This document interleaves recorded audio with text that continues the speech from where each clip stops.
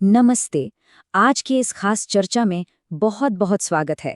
आज ना हम एक बड़े ही रोमांचक सफर पर निकलने वाले हैं, जिसे हम कह रहे हैं जिज्ञासा की यात्रा।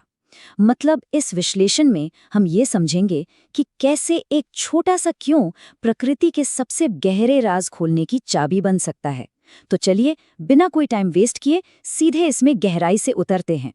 रात में जब हम आसमान की तरफ देखते हैं तो वो टिमटिमाते तारे देखकर क्या कभी मन में ये सवाल आया है कि आखिर ये तारे चमकते क्यों हैं? सच कहूं तो ये एक ऐसा सवाल है जो हम सब ने बचपन में कभी न कभी जरूर सोचा होगा। इंसान की फितरत ही है चीजों को लेकर उत्सुक होना, है ना? बचपन से ही हम अपने आसपास की दुनिया को लेकर ढेरों सवाल पूछते हैं और सही मायनों में हमारी सबसे बड़ी यात्रा यहीं से शुरू होती है।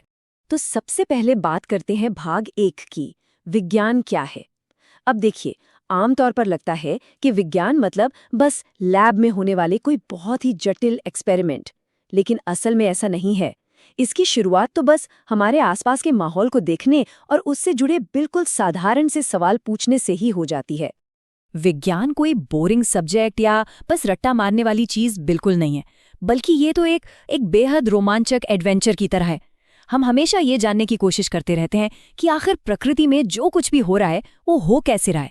और इस पूरे प्रोसेस में ना हमारा सबसे बड़ा और सबसे अहम टूल है हमारी जिज्ञासा, हमारी क्यूरियोसिटी। बिल्कुल यही वो जिज्ञासा है जो इस पूरे ब्रह्मांड के रहस्यों की परतें खोलने का सबसे बड़ा मोटिवेशन बनती है। अब आते हैं भाग 2 पर, विज्ञान का अनूठा संसार। और यकीन मानिए, विज्ञान का दायरा सिर्फ हमारी मोटी मोटी किताबों तक ही सीमित नहीं है। इसका फैलाव हमारी सोच से भी कहीं ज्यादा बड़ा है। जरा सोच कर देखिए, एक तरफ ये अनंत आकाश गंगा है जिसकी कोई सीमा ही नहीं है, और ठीक दूसरी तरफ हमारी अपनी रसोई में पकने वाली एक आम भारतीय थाली है। इन दोनों में क्या कॉमन है? विज्ञान।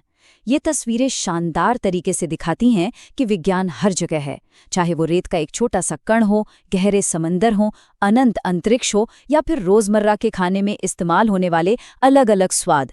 विज्ञान सचमुच हर जगह मौजूद है और हमें हमेशा कुछ नया खोजने के लिए एक्साइटेड करता है।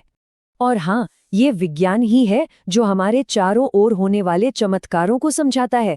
मतलब क्या कभी इस बात पर हैरानी नहीं होती कि एक बिल्कुल नन्हा सा बीज मिट्टी से निकलकर एक विशाल पेड़ कैसे बन जाता है?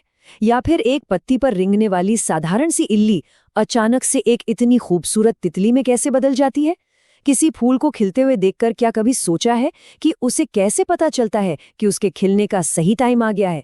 ये सारे जैविक चमत्कार विज्ञान के ही तो वो अद्भुत हिस्से हैं जिन पर हम अक्सर ध्यान ही नहीं देते।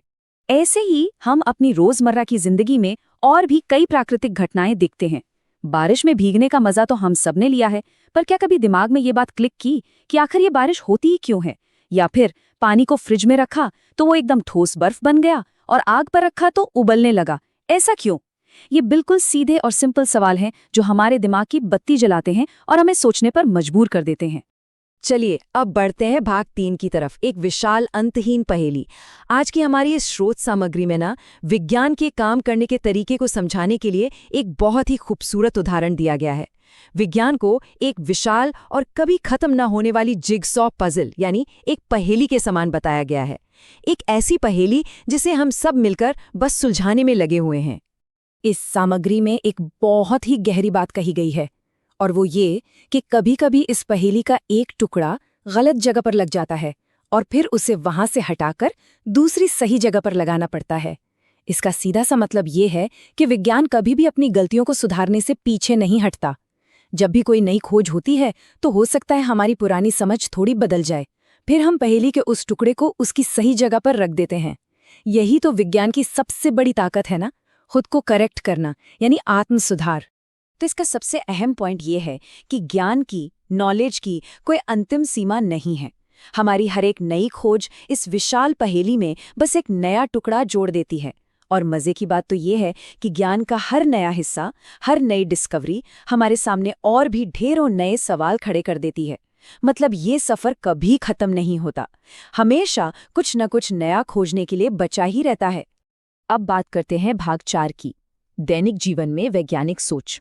अभी तक हमने यूनिवर्स और नेचर की बड़ी बड़ी बातें की, लेकिन अब जरा देखते हैं कि ये पूरी वैज्ञानिक सोच हमारी और आपकी एकदम नॉर्मल डेली लाइफ के साधारण परिदृश्यों में कैसे लागू होती है। चलिए एक बहुत ही आम सी सिचुएशन इमेजिन करते हैं। मान लीजिए कुछ बहुत जरूरी लिखा जा रहा है और अचानक पेन चलना बंद हो जाए। ये एक ऐसी छोटी सी समस्या है जिसका सामना हम सब करते हैं। तो ऐसे में अगला लॉजिकल स्टेप क्या होता है? क्या बस बिना कुछ सोचे उस पेन को उठाकर फेंक दिया जाता है? बिल्कुल नहीं।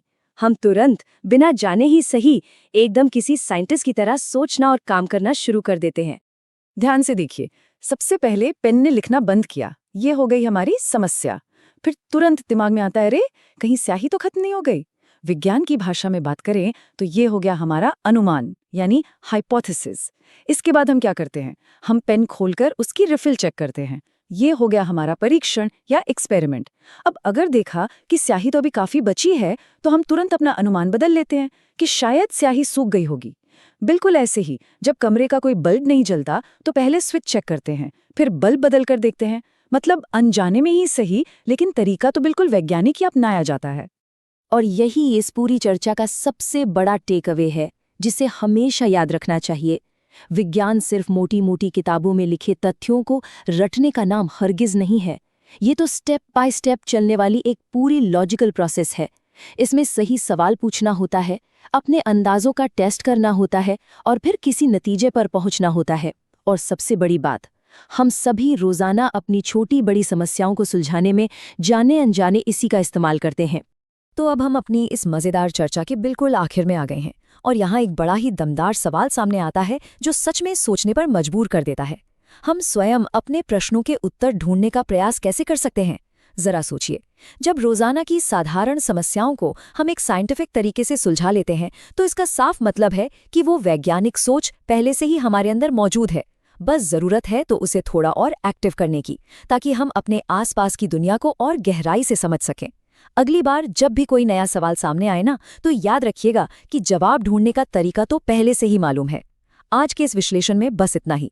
अपनी इस कमाल की जिज्ञासा को, इस क्यूरियोसिटी को हमेशा जिंदा रखिए।